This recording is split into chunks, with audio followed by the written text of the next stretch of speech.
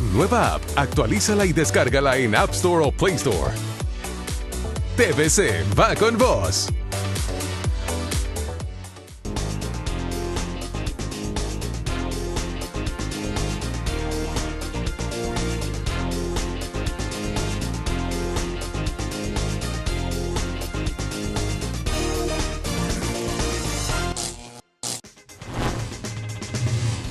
Saludos Honduras, muchas gracias por el hermoso privilegio de reencontrarnos este domingo a través de la pantalla líder de Televicentro.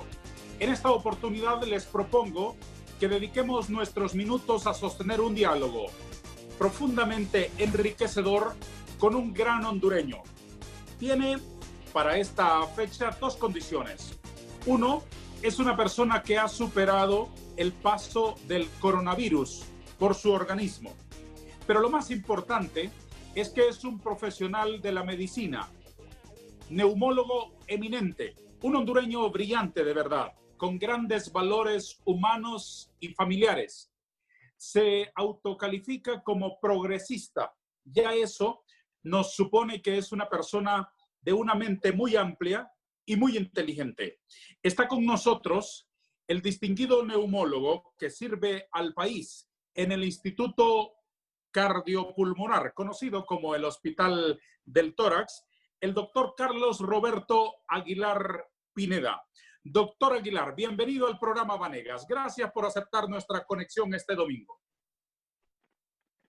Muy buenas noches, Darío. Es un privilegio compartir este espacio tan único, tan especial y, por supuesto, con esa introducción que usted ha hecho, me siento mucho más comprometido a aportar desde mi perspectiva, no solo como médico, sino como un paciente que efectivamente sufrió los embates de esta enfermedad y que afortunadamente pues puedo estar compartiendo con ustedes hoy, esta noche, y muy complacido por la invitación. ¿Me permite usted que le elabore una caricatura mientras conversamos? Por supuesto, dele, adelante. ¿Tiene alguna limitación que ponerme? ¿Tiene usted cadenas que ponerle a mis manos?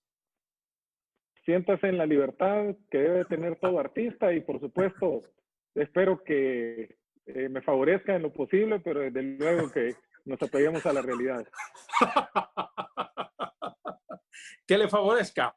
Muy bien, voy a lo único que me comprometo es hacerle un pequeño descuento, digamos, en la caricatura. Bueno, en tiempos de pandemia, todo beneficio de esta naturaleza es bienvenido, claro que sí. Voy a elaborar un dibujo. Procedo con unas líneas para orientar un poco el lápiz cuando vamos entintando y posteriormente le vamos a agregar color a esto que es una interpretación humorística nada más.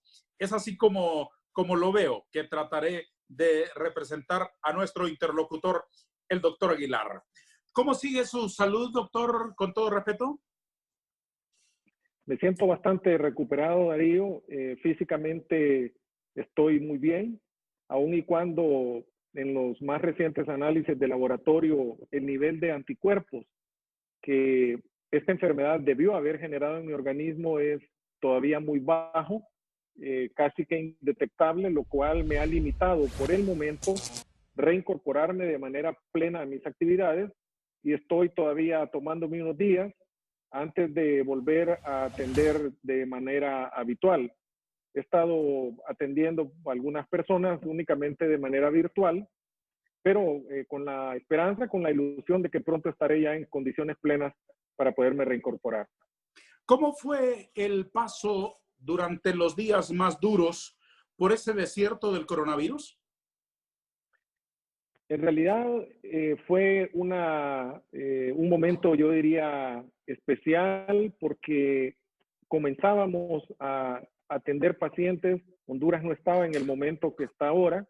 Y recuerdo muy bien ese día que regresé de trabajar a mi casa y empecé a sentir un ligero malestar, un poco de dolor de cabeza, dolor de cuerpo, pero ya en la noche empecé con mucho escalofrío, mucho dolor de garganta. Y se lo confieso, Darío, pensé que podía ser otra cosa. Pensé incluso en dengue. Pensé que podría ser una amigdalitis. Y aún sabiendo que estaba en el contexto de la pandemia, tenía mis dudas. Acudí a los servicios de emergencia al día siguiente. Nunca se me olvida la expresión de mi colega cuando me recibió en la emergencia del hospital y me dijo, doctor, usted tiene 40 grados de temperatura. Me sentía tan mal en ese momento que no me había percatado de lo mal que podía estar. Luego se me hicieron los análisis respectivos con la atención apropiada y bueno, se me dio el resultado de COVID-19. Para mí fue una sorpresa, debo confesarlo. E inmediatamente, Darío, empezaron a surgir esas preguntas que a todas las personas, sobre todo a los trabajadores del sector salud, nos asaltan. ¿En qué momento me contagié? ¿Qué cosas me pueden pasar? Las complicaciones asociadas a esta enfermedad y algo muy importante, Darío, que yo quisiera destacar y es el impacto emocional que esta enfermedad tiene en las personas. Pensé en mi familia, pensé en mis hijos que están fuera del país y una serie de situaciones que hicieron dura mi recuperación, mi paso por esta enfermedad, pero reitero, afortunadamente, pues aquí estamos conversando con ustedes esta noche. ¿Qué ocurre en la mente? Pasan muchas cosas. Cuando uno sabe que puede haber una embolia, un coágulo en el pulmón, cuando uno recuerda personas que uno mismo colocó en un ventilador mecánico artificial, hay una sensación de ansiedad, de desesperanza, y yo diría que hasta de depresión, pensando en que lo peor puede suceder, pensando en qué cosas hice o qué cosas dejé de hacer. Es un momento realmente muy fuerte y creo que la salud mental de las personas afectadas por coronavirus es algo a lo que se le debe prestar mucha atención y también a sus familias. Recordemos también, Darío, que cuando una persona es hospitalizada por COVID, sus familiares no pueden llegar al hospital, no pueden visitarlo. Entonces se genera una reacción emocional en cadena devastadora para el paciente, pero también para su familia. De tal manera que las secuelas y las consecuencias no solo son físicas, sino también emocionales. ¿Cómo lo enfrentó, doctor? Tomé una decisión, Darío. Cuando los médicos que me recibieron me empezaron a tratar, me trasladé del papel de médico al papel de paciente y renuncié a yo mismo cuestionar si este medicamento era bueno, si este medicamento era inapropiado o qué exámenes tenía que hacer y qué exámenes no tenía que hacer. ¿Es complejo ese cambio de papeles? Totalmente. Yo no sé si usted ha escuchado, pero se dice que los peores pacientes somos los médicos, porque nos resistimos, porque oponemos nuestro supuesto conocimiento de las enfermedades, cuestionamos todo, inclusive a nuestros propios colegas, y buscamos muchas opiniones. Y eso nos hace o nos convierte en un paciente que muchas veces no cumple con lo que el médico tratante le está diciendo, y eso al final puede pasarnos la factura. En mi caso, ahí se enteró seguramente, y por hacer una broma política, que no en todos los planos hay que estar en la resistencia. Muy buena analogía. Definitivamente. Yo creo que la resistencia en términos generales debe ser razonable y debe estar en el contexto del bienestar propio y de la comunidad. Y en el papel de paciente, evidentemente, tener la confianza en el médico y dejarse llevar por su sabiduría y por su buena praxis. Totalmente. Usted en la introducción hablaba de ese progresismo del que yo me siento muy orgulloso y en medicina también hay un axioma que dice que los médicos, cuando sale un nuevo tratamiento, no tenemos que ser ni los primeros en recetarlo ni los últimos en recetarlo, sino mantenernos ahí en ese nivel de prudencia y de profesionalismo, sobre todo cuando se trata de una enfermedad como esta, tan nueva, apenas 6 meses, muchas cosas no las conocemos, y en aquel momento todavía pues algunos medicamentos tenían algún valor, hoy conocemos un poco más y tenemos más posibilidades de tratamiento. Doctor Aguilar, en su caso, ¿qué síntomas tuvo? Como le decía, una fiebre intensa, mucho dolor de cuerpo. Yo diría que esto fue lo que más me afectaba y ahí vino mi confusión sobre la posibilidad de que fuese dengue. Tuve dolor de garganta, pero no tuve otros síntomas respiratorios que ahora los anunciamos como un dato de alerta a nuestros pacientes. Por ejemplo, esa sensación de falta de aire, de fatiga, de tos intensa. Esas manifestaciones yo no las tuve, pero desde luego estuve muy alerta a ellas porque ya sabíamos desde aquel momento que la neumonía por coronavirus es una de las principales complicaciones y que pueden llevar a una persona a perder la vida. ¿Por qué no a todos se les presentan los mismos síntomas, doctor Aguilar?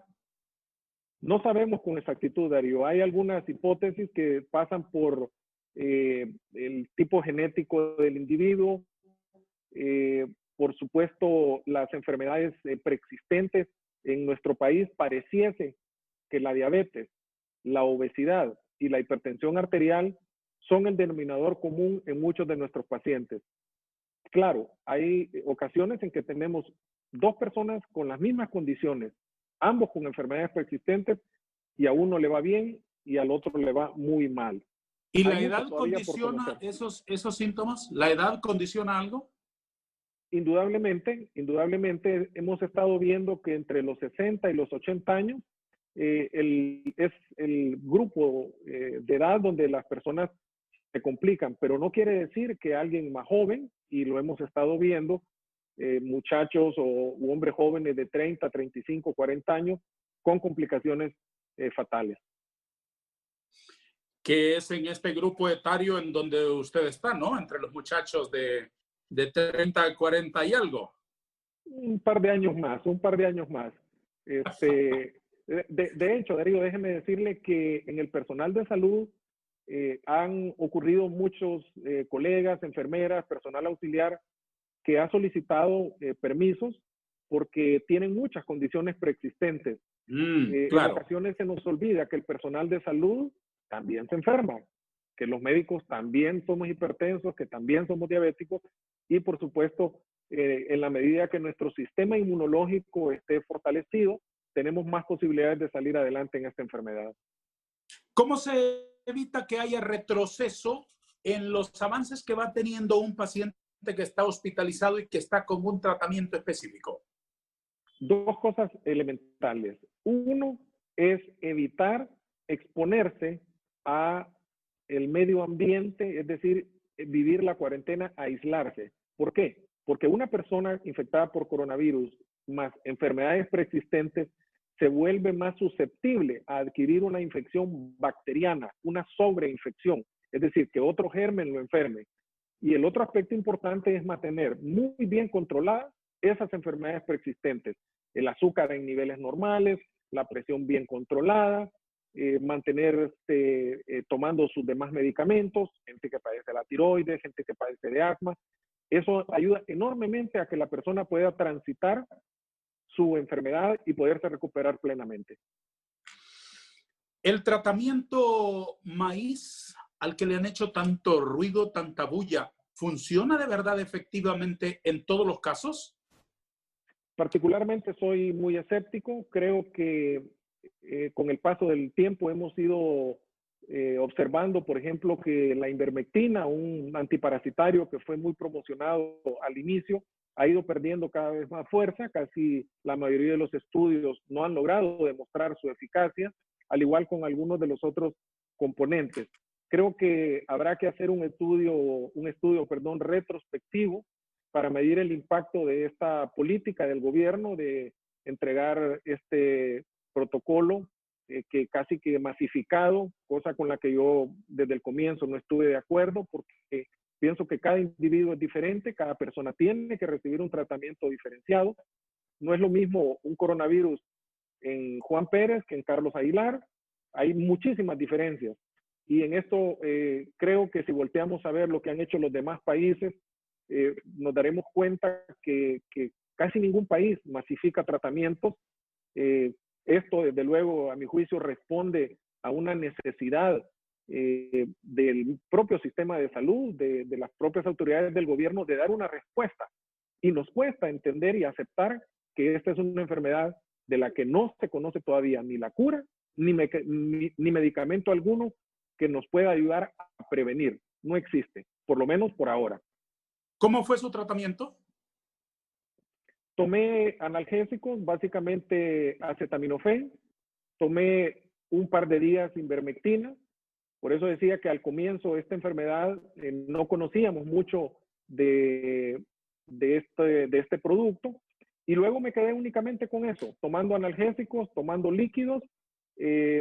No tomé otros productos, no tomé antibióticos, y únicamente me mantuve con este manejo, básicamente tratando los síntomas, que es a mi juicio lo que debería de primar en el enfoque de la mayor parte de los pacientes. ¿Qué estudia un neumólogo, doctor Aguilar? La neumología es la especialidad que se encarga del estudio del sistema respiratorio inferior. Cuando decimos inferior, nos referimos desde la glotis, aquí donde está la laringe, hacia abajo. De la garganta hacia arriba, le toca al otorrinolaringólogo. Nosotros somos, en otros países, a la especialidad se le llama pulmonología. Básicamente, estudiamos la vía aérea, los pulmones. ¿Qué padecimientos atiende? El neumólogo ve enfermedades infecciosas como las neumonías, como la bronquitis, enfermedades alérgicas o inflamatorias como el asma, pacientes con enfermedades asociadas al cigarro como el enfisema, la bronquitis, el cáncer de pulmón y una larga lista de enfermedades producidas por anticuerpos. Fíjense que hay muchas enfermedades, por ejemplo, usted diría, ¿qué hace una paciente con artritis reumatoidea en la clínica del neumólogo? Pues resulta que la gente con artritis reumatoidea, esta enfermedad le puede afectar los pulmones. O una persona con lupus puede llegar también a afectar los pulmones. Los pulmones son un órgano donde coinciden un montón de enfermedades que tienen manifestaciones respiratorias. Es una enfermedad, una especialidad sumamente amplia, apasionante. Estamos muy vinculados, por ejemplo, a la especialidad de cuidados críticos, y cada día también la neumología ha ido profundizándose y subdividiéndose en otras áreas de investigación y de estudio. Hacemos la primera pausa del programa este domingo, que conversó con el doctor Carlos Aguilar. 1 minuto y volveremos a vernos.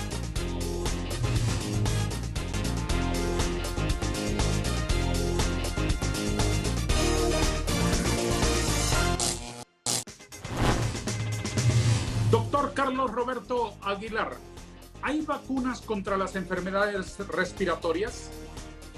Desde luego las hay. Básicamente la vacuna contra la influenza, o como popularmente se conoce, contra la gripe y contra la neumonía. 2 vacunas que han venido a revolucionar la prevención y el manejo de estas enfermedades. Hoy por hoy es una norma mundial que todas las personas arriba de 55 años deberían de aplicarse la vacuna contra la gripe y contra la neumonía, y todas las personas de cualquier edad que tengan enfermedades preexistentes, diabetes, hipertensión, problemas del riñón, lupus o cualquier otra enfermedad de estas, deben de recibir estas vacunas.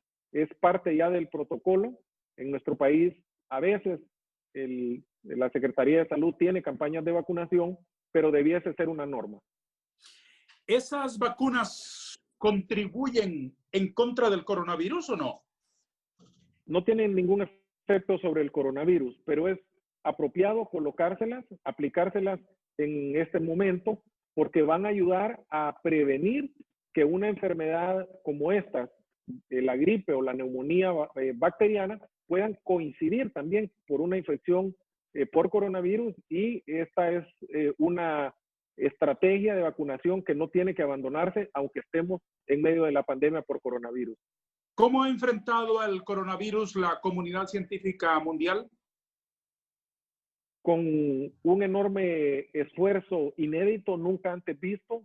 Se calcula cerca de 400 a 500 estudios científicos que se están realizando actualmente en todos los continentes del mundo, y nunca antes, como ahora, la ciencia se había volcado de manera simultánea y masiva para encontrar no solo métodos diagnósticos, no solo métodos curativos, sino desde luego la tan esperada vacuna, lo que ha hecho que la ciencia esté produciendo artículos científicos que es virtualmente imposible, Darío, inclusive para nosotros como médicos, permanecer leyendo tanta producción de artículos, que le cuento, en Honduras ya vemos algunos que hemos publicado algunos artículos y hay experiencias muy valiosas también en nuestro país respecto a esta pandemia. ¿Dónde radica la complicación de este bicho, doctor Aguilar? Bueno, tiene dos, para mí, vertientes importantes. La principal complicación desde el punto de vista del manejo estrictamente es que es un virus que le gusta mucho el pulmón. Una vez que llega al pulmón, se replica por millones, produciendo un daño enorme y generando a su vez la producción de ciertos fenómenos que conducen a la formación de coágulos o trombos que se van al corazón, que se van al pulmón, que se van a las arterias de los riñones, que se pueden ir al cerebro. Esa es una parte. Pero el otro problema que tenemos, no solo en relación al manejo, sino es en relación al diagnóstico. Nos hemos enfrentado y hemos ido progresando de hacer exclusivamente pruebas de hisopado a intentar tener métodos diagnósticos más rápidos, más efectivos, que le permitan al médico no solo diagnosticar y tratar apropiadamente, sino a las autoridades de la Secretaría de Salud y del Seguro Social generar estrategias. Es muy difícil que usted implemente un protocolo de contención en la comunidad si no sabe hacia dónde se está moviendo el virus, a dónde están los brotes o a dónde están ese grupo de personas que están generando ese número de casos. Creo que estas son las dos grandes desafíos, los grandes retos en el manejo de esta enfermedad, al menos en nuestro país. Y supongo que el otro factor es la mutación constante del mismo, ¿no? Mucho se ha hablado sobre la mutación, no hay una evidencia sólida sobre la misma, hay reportes contradictorios. Recientemente incluso se habla de la disminución de su virulencia en algunos lugares del mundo, es decir, que el virus en algunos lugares pareciese que se está volviendo menos agresivo. Son datos que todavía no han podido ser confirmados de manera rotunda y seguimos todavía con las medidas apropiadas con un virus que es altamente contagioso, que es otro de los grandes problemas. El contagio del COVID-19, ¿cómo afecta específicamente al sistema respiratorio? Porque nos han dicho los médicos que tiene incidencia en una serie de puntos del organismo, pero específicamente al sistema respiratorio. ¿Cómo lo afecta el COVID-19, doctor Aguilar? Una vez que el virus ingresa al cuerpo a través de esas microgotas que la persona que nos contagió nos transmitió, lo inhalamos y nos llega al pulmón, estas pequeñas partículas, estos pequeños virus, entran dentro de las células del pulmón, generando una reacción inflamatoria enorme, generando la producción de sustancias que el mismo organismo libera para defenderse de la agresión de este virus.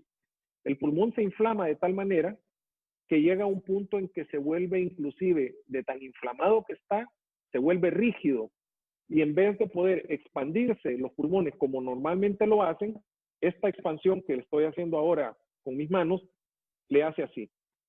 Queda duro, fibrosado y eso hace entonces que la producción de oxígeno por parte de las células del pulmón que se llaman alveolos se vea profundamente alterada.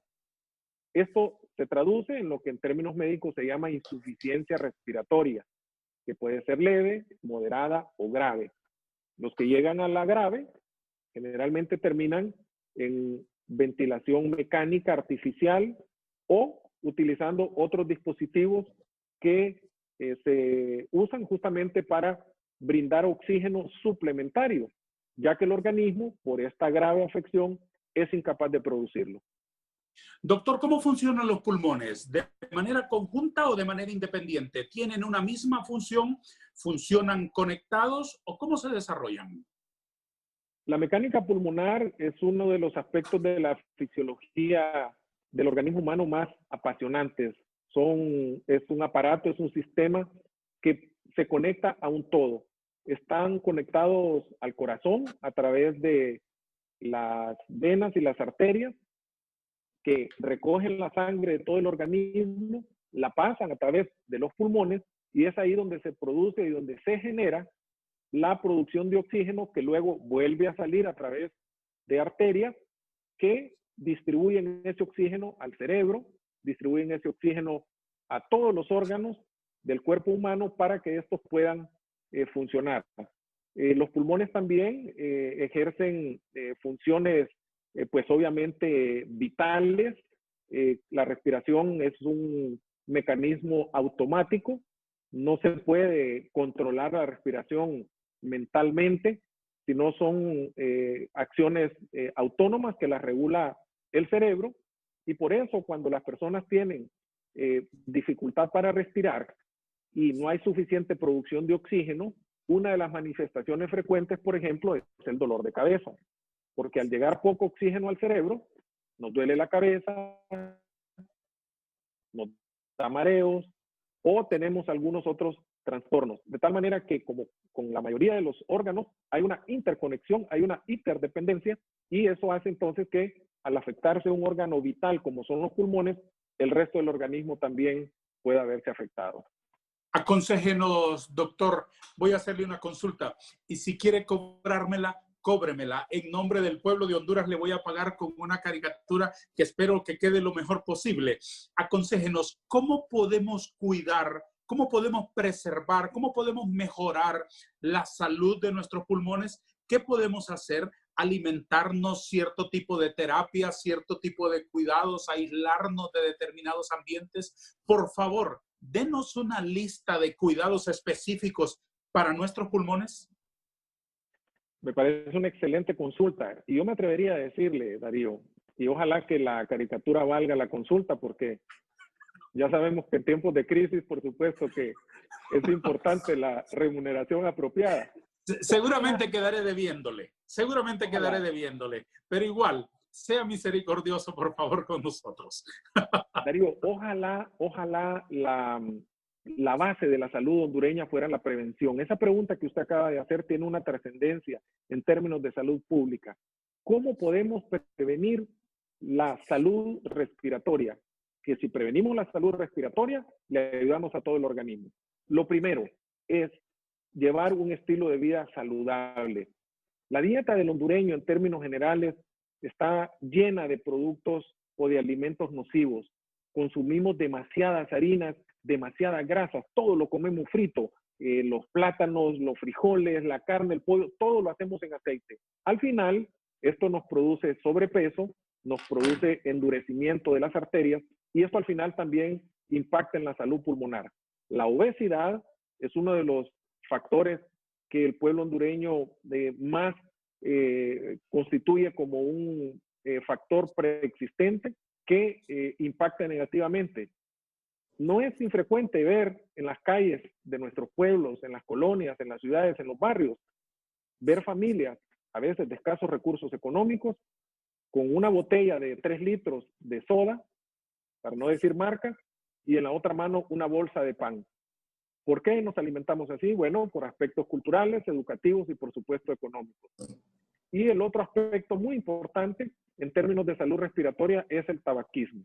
El cigarro, si bien es cierto, ha ocurrido un cambio en la tendencia cultural en el mundo, ahora mucha gente fuma menos que antes, indudablemente el tabaquismo sigue siendo uno de los grandes factores que afecta la salud respiratoria.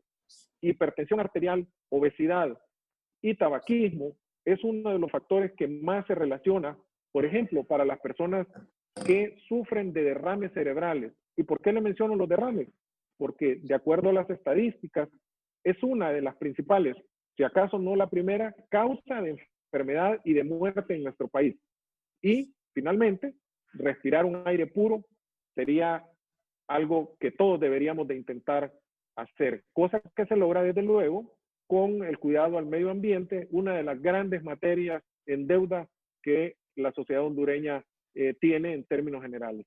Eso que usted apuntaba explica que un gordito tiene más dificultades para respirar. Indudablemente, la mecánica pulmonar, es decir, esos pulmones que acabo de decir que se expanden normalmente así, cuando hay un abdomen prominente, cuando hay un cuello ancho, cuando hay mucha grasa en la caja torácica, entonces esos pulmones no se pueden expandir adecuadamente, no se logra producir el oxígeno de manera apropiada y vemos en las personas con sobrepeso, en las personas con obesidad, graves trastornos en la sangre, en el corazón, y habitualmente estas personas también sufren de otras enfermedades como trastornos del ritmo del corazón y la hipertensión arterial, que es una de las enfermedades que más frecuentemente afecta al hondureño. ¿De qué tamaño es el daño que le hace a su salud el que fuma? Se considera el tabaquismo como una de las principales causas de enfermedad pulmonar y es en casi el 90% la principal causa del cáncer de pulmón. Dicho sea de paso, uno de los cánceres más agresivos y de los que todavía desafortunadamente no se tienen tratamientos que ayuden a detener o a curar esta enfermedad, a diferencia de otros tipos de cáncer en los que la ciencia ha logrado avanzar. Y el otro gran problema con el cáncer pulmonar es que la mayoría de los pacientes que se diagnostican con cáncer pulmonar lo hacemos ya en etapas avanzadas. Es excepcional que podamos encontrar un paciente que apenas viene comenzando una lesión muy pequeña y le podemos dar quimioterapia o lo podemos operar y resecarle ese pequeño tumor. Y es realmente doloroso, Darío, ver las circunstancias en las que estos pacientes con cáncer pulmonar fallecen. Y si a esto le agregamos las pocas opciones que hay en nuestro país en términos de tratamiento, en términos de métodos diagnósticos, en camas para los pacientes con cáncer, realmente es un panorama muy, muy gris el que tienen los pacientes con cáncer de pulmón. ¿Podría ser una perogrullada que al fumador el coronavirus lo encuentra con la guardia baja? Es una verdad de perogrullo, no hay ninguna duda.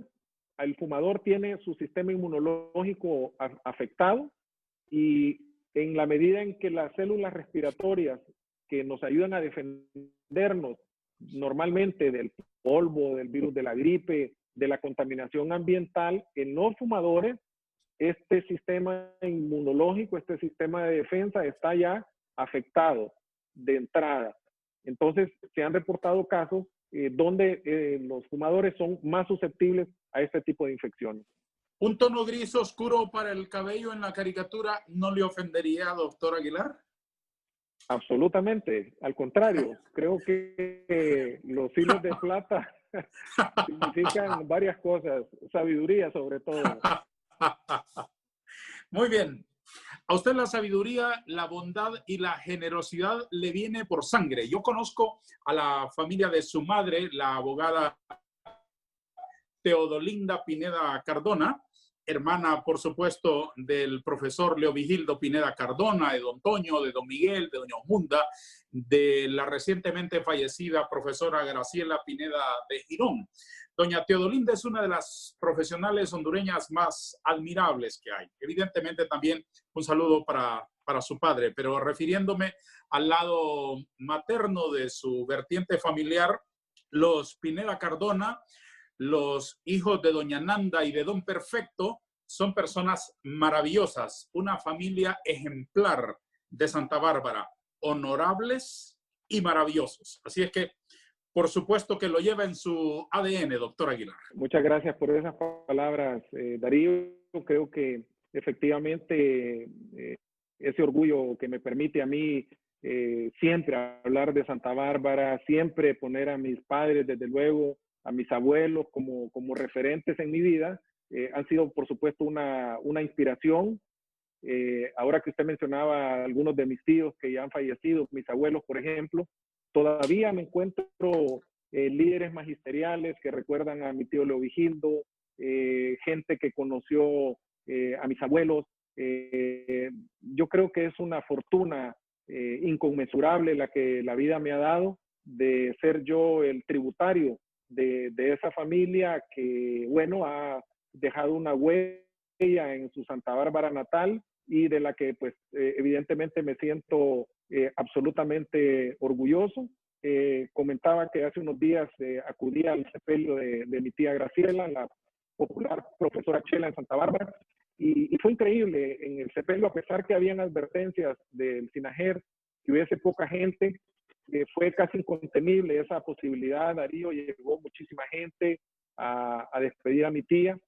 Y bueno, esos momentos tristes, dolorosos, en Santa Bárbara están enterrados pues, prácticamente la totalidad de mis tíos, de mis abuelos.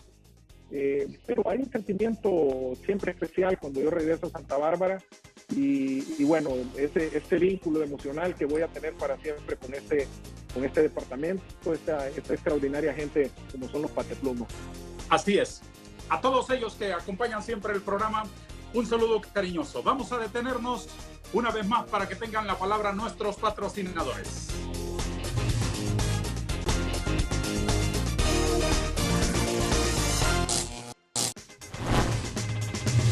Cada domingo después de Noche de Gala en este espacio de Canal 5, Dibujo y Converso. Converso y dibujo con personalidades de la vida nacional que vienen a compartir aquí su sabiduría, sus particulares enfoques sobre los fenómenos que colocamos sobre el tapete de la conversación y además sus testimonios de vida.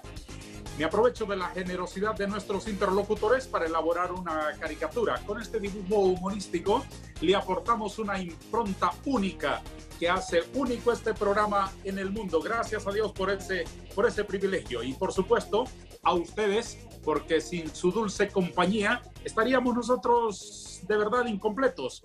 Ustedes hacen lo principal del programa al acompañarnos. Estamos profundamente agradecidos. Aquí estoy avanzando en el dibujo humorístico que debo ofrecerle al doctor Carlos Roberto Aguilar Pineda, que nos hace el honor de acompañarnos hoy en el programa. Nos ha compartido de su particular experiencia del padecimiento del coronavirus, que dichosamente ha superado, y evidentemente también desde el enfoque de la medicina que él practica. Es uno de los más eminentes neumólogos del país y sirve a la sociedad hondureña en el Instituto Cardiopulmonar, conocido como el Hospital del Tórax en Tegucigalpa. Doctor Aguilar, retomando la plática del coronavirus, tengo la curiosidad si los pacientes con asma están más expuestos. Se supone que sí, porque su sistema respiratorio es más susceptible a los procesos inflamatorios. Pero por alguna razón que no sabemos con exactitud, no son los pacientes asmáticos los que más acuden al hospital por infección por coronavirus. De hecho, una gran cantidad de pacientes con asmas moderadas y severas se han logrado mantener controlados. De tal manera que, por alguna razón, el grupo de pacientes asmáticos no ha sido necesariamente el más vulnerable. Desde luego, tenemos pacientes, incluso me ha tocado atender un par de hermanos de la misma familia, ambos con asma, pero ambos con obesidad, infectados por coronavirus. Hay una mezcla, Darío, de cosas que todavía no sabemos con exactitud, cómo se está comportando la enfermedad, por qué unas personas se afectan y por qué otras no lo logran de manera unos leve y otras mucho más severo. Doctor, ¿por qué hay tantos casos? ¿Por qué se disparó el contagio cuando desde que en otros países ocurría la incidencia de la pandemia, estábamos claros que esto era un asunto terrible? Creo que tiene que ver mucho con dos aspectos. El primero, yo diría, el nivel socioeconómico del pueblo hondureño. Cada familia, cuando un miembro se enferma, comparte en su hogar con 5, 6, 7, 8 personas, con pocas o ninguna posibilidad de aislamiento. Y esto fue una de las recomendaciones más importantes que nosotros impulsábamos desde el comienzo, que una vez que se detectara un caso, lográramos que esta persona fuese aislada, que fuese trasladada a un lugar donde pudiese pasar su cuarentena para evitar justamente ese contagio familiar. Uno. Segundo, creo que las dos grandes centros poblacionales que concentran el mayor número de habitantes, Tegucigalpa y San Pedro Sula, tienen características muy particulares. El tema de las maquilas, el tema de las fábricas, las oficinas de gobierno, hace que existan aglomeración importante de personas y naturalmente la falta, yo diría que de adherencia a los protocolos de bioseguridad nos pasó la factura, no logramos, me parece a mí, hacerlo de manera adecuada. Y acá también creo que la estrategia de comunicación fue muy débil, yo diría que insuficiente, y eso impidió que muchísimas personas tuvieran acceso no solo a una mascarilla, sino también a las condiciones de infraestructura para poderse ir a pasar la cuarentena a otros lugares, centros especiales, hoteles que fueron adaptados en el caso de otros países, y esto significó entonces una multiplicación exponencial del virus, y hoy por hoy, pues Honduras tiene esa altísima tasa de contagios que, como muchos han dicho, seguramente representa 3 o 4 veces de los valores oficiales que se han reportado. Sacando la mirada de su consultorio y yéndonos más a la cosmogonía de la salud pública, ¿qué se ha hecho mal desde las políticas públicas de salud para enfrentar esta emergencia? Creo que no se tomó la necesaria y adecuada estrategia de fortalecimiento de la estructura hospitalaria. Sabíamos desde el comienzo que esta era una enfermedad que iba a tener un gran impacto en la salud respiratoria y, en consecuencia, tener unidades de cuidados críticos, unidades de cuidados intermedios con mucha tecnología, con mucho recurso humano, con oxígeno y con insumos, era elemental, era crucial. Y desde los comienzos de la pandemia se insistió en esto. Se optó por la compra de los ya tristemente célebres hospitales móviles, y hoy, casi finalizando el mes de julio, seguimos todavía sin la posibilidad de habilitar muchas más camas, y nos hemos esforzado en improvisar lo que ya se tenía, provocando con esto que una gran cantidad de personas no tuvieron acceso a una cama, no tuvieron acceso al equipo adecuado. Por otro lado, creo que la dispersión en el liderazgo del manejo de la pandemia también pasó factura. Hubo muchos cambios, se nombraron personas ajenas al tema de salud a dirigir las estrategias de la pandemia, y esto pues al final provocó decisiones erráticas, aun y cuando hay que reconocer, también hubo decisiones acertadas, y de algún modo pues se ha contado con el apoyo de muchas instituciones públicas y privadas. ¿Acepta que el color de la corbata en la caricatura sea rojo? Si le puede poner unos puntitos de otro color que pudiera ser negro, estaríamos de acuerdo. Pero el rojo es un color que siempre me ha gustado.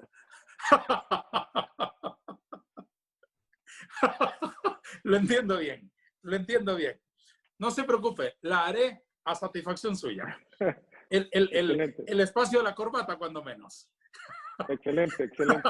Realmente, sabe que me estaba acordando, Darío, que a propósito de mi tía Graciela, era una de esas liberales, pero que vivía intensamente su liberalismo y llegaba al extremo justamente de los colores. Y nosotros nos reíamos al recordarla que para ella, por ejemplo, ese reloj rojo que le veo desde acá, alguien que usase un reloj, por ejemplo, color azul, era algo inaceptable en la familia. Y bueno, era ese liberalismo acendrado que era transversal hasta en el simbolismo. Ahora entiendo por qué yo le caía bien. Desde luego, por supuesto. Y ahora entiendo por qué es mutuo también. Sí, por supuesto, por supuesto. Desde luego. Un saludo para los hijos de la profesora Graciela, a Talicito, a Carmen Graciela y a Carla. Un saludo y un abrazo con cercanía para ellos. Doctor Aguilar, si usted fuera en este momento el responsable de la salud pública, ¿qué determinaciones tomaría? De esas determinaciones así, con el caballo a medio río, en medio de las circunstancias, que no se trata de hacer filosofías y de hacer múltiples programas, sino que darse cuenta que son más de 1,000 los hondureños que hemos perdido, dolorosamente, que son cerca de 40,000 los hondureños contagiados en el registro oficial, que no es un espejo plano de la realidad. ¿Qué haría usted? ¿Qué cosas determinaría ya en una sala de urgencias? Una de las cosas que haría inmediatamente sería descentralizar de manera urgente el presupuesto asignado para el manejo de la pandemia. Le daría a cada director de hospital, pero de manera real, no teórica ni publicitaria, la posibilidad de que los hospitales que están manejando pacientes COVID tengan recursos. Y hay informes de compañeras enfermeras que no se les han pagado en los últimos 3 meses, médicos que no han recibido su salario y personal auxiliar administrativo que se ha contratado y que no se les ha pagado. ¿Por qué el dinero y los recursos son tan importantes? Porque eso le permite a los hospitales adquirir insumos, adquirir oxígeno, alquilar equipos. Ese ejemplo que en los medios hay de que el Hospital del Tórax tiene una sola ambulancia que sirve no solo para transportar pacientes, sino para hacer mandados, para ir a hacer compras, para ir a dejar personas, se ha arruinado y que se ha tenido que recurrir a que otra institución le preste un carro. Son cosas realmente que rayan en lo insólito. Si un hospital tiene sus recursos, evidentemente la posibilidad de adquirir insumos es mucho más rápido. Estamos en un momento de la pandemia donde lo importante es salvar vidas. Ya las políticas públicas de atención primaria, de medicina preventiva, implicarán, como usted bien lo decía, un análisis filosófico y quizás de replanteamiento de políticas públicas. Pero en este momento es impedir que un hondureño más pierda la vida por no tener oxígeno y por no tener una cama donde ser atendido. ¿Cómo duele? ¿Cómo duele esta democracia infructuosa? Esta democracia que hemos reducido al papel y al cartón de la papeleta y de la urna. Esta democracia que no manifiesta su fuerza en el hospital, en la escuela, en la seguridad ciudadana, en la generación de empleo. ¿Cómo duele esta democracia que permite que estemos tan indignados o que provoca que estemos tan indignados? A mí me indigna ver que tenemos formidables lotes de patrullas en la policía y no tenemos una ambulancia en un hospital. Eso es un desequilibrio. Eso es algo que hay que corregir y hay que corregirlo ya para que nos sonría el presente y sobre todo el futuro. Doctor Aguilar, ¿cómo es un día de este tiempo oscuro en los hospitales públicos del país? Para el personal de salud implica un trabajo físico y mental agotador, el colocarse el traje de bioseguridad, entrar a una sala que dará las condiciones propicias para poderse enfermar y contagiarse, implica una presión física y psicológica muy fuerte, la impotencia muchas veces, Darío, de poder o de querer hacer algo más por ese paciente que lo vemos sufriendo con dificultad respiratoria y que sabemos y somos conscientes que muchos de los medicamentos que tenemos no van a lograr su eficacia porque no se ha logrado encontrar esa cura, lleva a un nivel de impotencia y de frustración muy elevado. Pero también la satisfacción de poder darle de alta a un paciente y poderle decir que está curado, que se puede ir a su casa, que puede ir a abrazar a su mamá, a su papá, es ese precio intangible, invaluable, que los médicos y las enfermeras y todo el personal de salud se constituye quizás en la recompensa más valiosa que tenemos, que es salvar vidas. Y ese día del paciente también es un día difícil, donde no puede ver a su familia, donde no puede recibir visitas y donde se llena de angustia y tristeza. Realmente el día a día en los hospitales son historias de éxito, pero también historias de tristeza que lógicamente forman parte definitivamente y desafortunadamente, por decirlo de algún modo, del quehacer del profesional de la salud. En este momento, ¿se volvió ya incontrolable? A mi juicio, sí. A mi juicio, nos toca ahora nada más una contención de daños. Creo que será virtualmente imposible tomar medidas que tengan una incidencia directa en la reducción del número de casos, llámese confinamiento total, llámese toque de queda, estado de excepción, lo que sea. Pienso que la transmisión comunitaria del virus ha llegado a tal magnitud donde las acciones en la comunidad, que si bien es cierto, hay que continuar haciéndolas, a mi juicio es más importante fortalecer las instituciones hospitalarias, para poder salvar más vidas. Ahora, ¿qué determinaciones aconseja usted que tomemos como sociedad o que tome el gobierno ante la necesidad de equilibrar protección de la salud, preservación de las vidas y, por otro lado, la activación del sistema productivo nacional? Ahora se está hablando justamente de ir a otras etapas, de ir abriendo la economía, como dicen estos técnicos que a todo le colocan nombres y frases prefabricadas. La nueva normalidad, volver al trabajo, volver a abrir las empresas, las industrias, los centros de estudio, las iglesias, los estadios, las plazas públicas. ¿Qué recomienda usted? Yo creo que tenemos que hacerlo de una manera progresiva, de una manera racional, pero sobre todo con la posibilidad de enmarcarnos en esa realidad del ensayo y el error. Ningún país tiene la fórmula perfecta, nadie sabe exactamente cómo va a ser el comportamiento. Potencias en el mundo han tenido que regresar a confinarse, otras por el contrario han ido avanzando progresivamente y han logrado ya habilitar amplios sectores de la economía. Honduras no puede ser la excepción. Nosotros no nos podemos quedar atrás y tenemos que intentarlo, reitero, en las mejores condiciones posibles. Creo que la posibilidad de que más personas se sumen a la toma de estas decisiones enriquecerá la toma de decisiones y las estrategias. Hay voces muy calificadas que no están en las mesas sectoriales que pueden aportar mucho. Creo que el planteamiento no debe estar exclusivamente en manos de los médicos. Y fíjense lo que estoy diciendo siendo yo médico. Es decir, la decisión no pasa exclusivamente por el número de contagiados. Tienen que tomarse en cuenta otros factores, porque el ser humano, la persona, es un todo. Y ese todo necesita llevar alimentos a su casa. La señora que hace tortillas todos los días, el que chapea la grama, el que vende paletas, ese no tiene que comer. Y esa persona le tenemos que dar también una opción. Y esa opción ya no va a ser la bolsa solidaria. Primero, porque no alcanzó. Segundo, porque se politizó. Y tercero, porque no es sostenible. Entonces, hay que dar esos mecanismos para que volvamos a trabajar y evitemos el mayor daño colateral posible para de esta manera tener menos número de personas fallecidas. Muy bien. Prometo ante el altar de la patria que esta es la última vez que interrumpo la plática.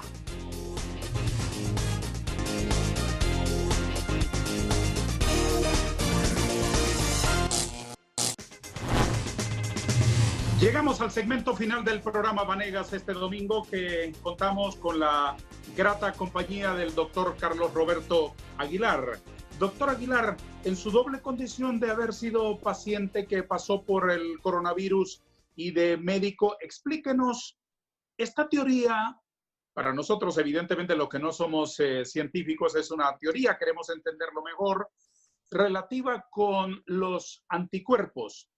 En todos los pacientes que han pasado por el coronavirus o por cualquier otra afección, ¿se generan anticuerpos de manera automática y en las mismas dimensiones? Desafortunadamente, en la mayoría de las personas no funciona así. Es decir, en algunas personas sí se desarrollan anticuerpos que lo que significan es esas defensas que tenemos una vez que nos hemos enfermado. Quedan esas células que nos quedan para siempre y que son capaces de, cuando otra vez nos enfrentemos a ese virus o a esa misma bacteria, estas células salgan a defendernos.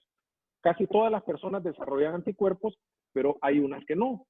¿Un paciente que ha pasado por el coronavirus puede volver a infectarse? ¿A contagiarse? Hay una laguna ahí de incertidumbre. En teoría no debería, pero ya hay reportes en todo el mundo de gente que se ha vuelto a infectar y no se sabe realmente la explicación por qué nuevamente volvió a dar manifestaciones de coronavirus. Falta todavía mucho tiempo para conocer a profundidad si puede o no darse esa circunstancia. ¿Conoce casos en su práctica profesional de pacientes en los que ha habido contagio recurrente? No conozco todavía ningún caso. Apenas en Honduras tenemos unos 2, 3 meses de estar diagnosticando casos, pero seguramente empezarán a salir reportes con el paso de los días. Tengo una caricatura para usted, doctor Aguilar. Al término de nuestra conversación voy a hacerle una fotografía, que es la manera que tengo de colocarla en sus manos de momento, mientras la hago llegar a su despacho. Le he enviado la caricatura, espero que usted la reciba en su teléfono y la comparto con el público. El dibujo humorístico con el cual honramos la presencia hoy en el programa Vanegas en Televicentro del doctor Carlos Roberto Aguilar Pineda, prestigiado neumólogo del país, que ha compartido su testimonio como profesional de la medicina y también como paciente. ¿Ha recibido nuestro dibujo, doctor? ¿Qué le parece? Sinceramente, dígame algo para no desesperarme más. Me parece estupenda. Agradezco el detalle de la corbata, esa combinación de colores me gusta, Darío. Y por supuesto, los trazos. Estoy sorprendido, realmente es usted un gran artista.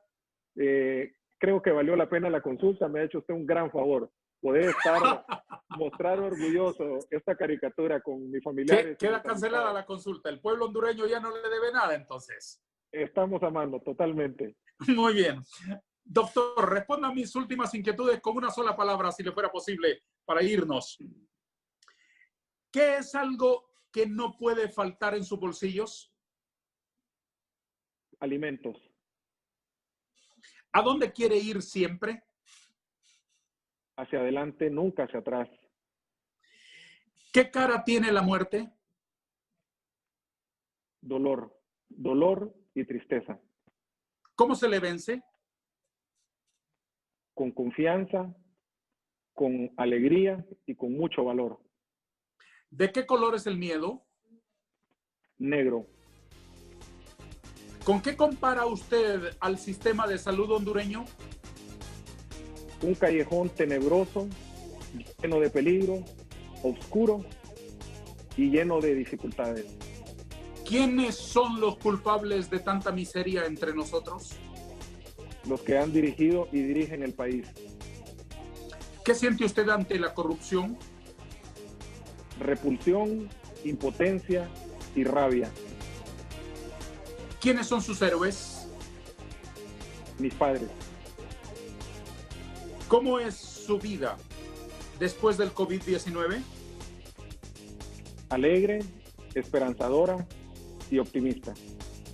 Muchos éxitos, mucha salud y mucha felicidad, doctor Aguilar. Gracias por haber compartido con nosotros. Gracias por la invitación. Un fuerte abrazo, Darío.